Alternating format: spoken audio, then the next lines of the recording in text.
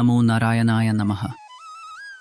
ദ്വാരക സമുദ്രത്തിൽ മുങ്ങാനിരിക്കുമ്പോൾ ശ്രീകൃഷ്ണൻ ഭൂലോകവാസം അവസാനിപ്പിക്കാൻ തയ്യാറെടുക്കുകയായിരുന്നു. ആ സമയത്ത് ഒരു ദിവ്യ വിഗ്രഹത്തെക്കുറിച്ച് അദ്ദേഹം ചിന്തിച്ചു. അത് സാധാരണ വിഗ്രഹമല്ല. പുരാണങ്ങൾ പറയുന്നത് ആ വിഗ്രഹം സ്വയം മഹാവിഷ്ണു സൃഷ്ടിച്ചതാണ്. ആദ്യം ബ്രഹ്മ ആരാധിച്ചു.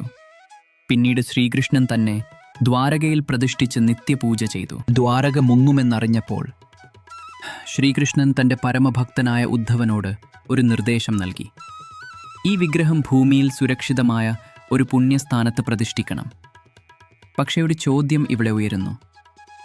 ആ ദിവ്യ വിഗ്രഹം ഒടുവിൽ ഏത് പുണ്യസ്ഥാനത്താണ് പ്രതിഷ്ഠിക്കപ്പെട്ടത് എന്ന് നിങ്ങൾക്കറിയാമോ? കേരളത്തിലെ ഏത് ദിവ്യഭൂമിയാണ് അതിന് യോഗ്യമായത്? ആ ദൗത്യം ഏറ്റെടുത്തത് ദേവഗുരുവായ ബൃഹസ്പതിയും വായുദേവനായ വായുയും ആയിരുന്നു. സമുദ്രതീരത്തു നിന്ന് അവർ ദിവ്യവിഗ്രഹം കൈവശപ്പെടുത്തി. ദൈവാനുഗ്രഹത്തോടെ അവർ ദക്ഷിണേന്ത്യയിലേക്ക് യാത്ര തുടങ്ങി. അവരെത്തിയപ്പോൾ കേരളത്തിലെ ഒരു പുണ്യഭൂമി. ആ സ്ഥലം ശിവനും പാർവതിയും തപസ്സിരുന്നതായിരുന്നുവെന്ന് കഥകൾ പറയുന്നു. അവിടെ തന്നെ വിഗ്രഹം പ്രതിഷ്ഠിക്കപ്പെട്ടു. ഗുരു എന്നത് ദേവഗുരുവായ ബൃഹസ്പതി, ജ്ഞാനത്തിൻ്റെ പ്രതീകം. വായു എന്നത് വായുദേവൻ, ജീവശക്തിയുടെ പ്രതീകം. ഊരെ എന്നത് സ്ഥലം അല്ലെങ്കിൽ ഗ്രാമം.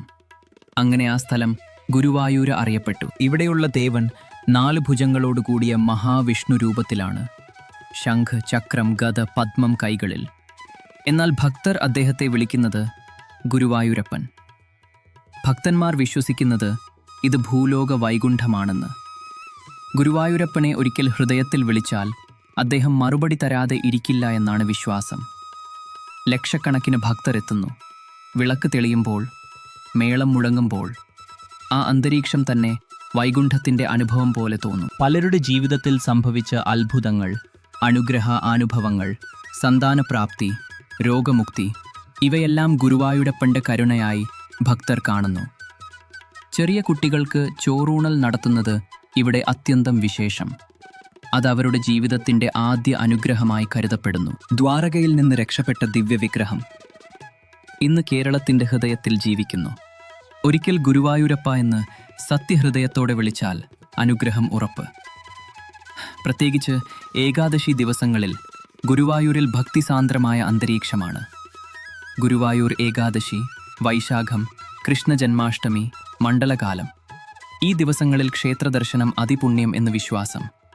സാധാരണ ദിവസങ്ങളിലും പ്രഭാത നേരത്തെ നിർമാല്യ ദർശനം അല്ലെങ്കിൽ സന്ധ്യാദീപാരാധന സമയത്ത് ദർശനം ലഭിച്ചാൽ അതൊരു ആത്മീയ അനുഭവം തന്നെയാണ്. ഈ ദിവ്യകഥ നിങ്ങളുടെ ഹൃദയത്തെ സ്പർശിച്ചാൽ ഒരു ലൈക്ക് നൽകൂ. ഭക്തിയുള്ളവർക്ക് ഷെയർ ചെയ്യൂ. ഇനി കൂടുതൽ ഭക്തി കഥകൾക്കായി ഞങ്ങളുടെ ചാനൽ സബ്സ്ക്രൈബ് ചെയ്യൂ. ഓം നാരായണായ നമഃ.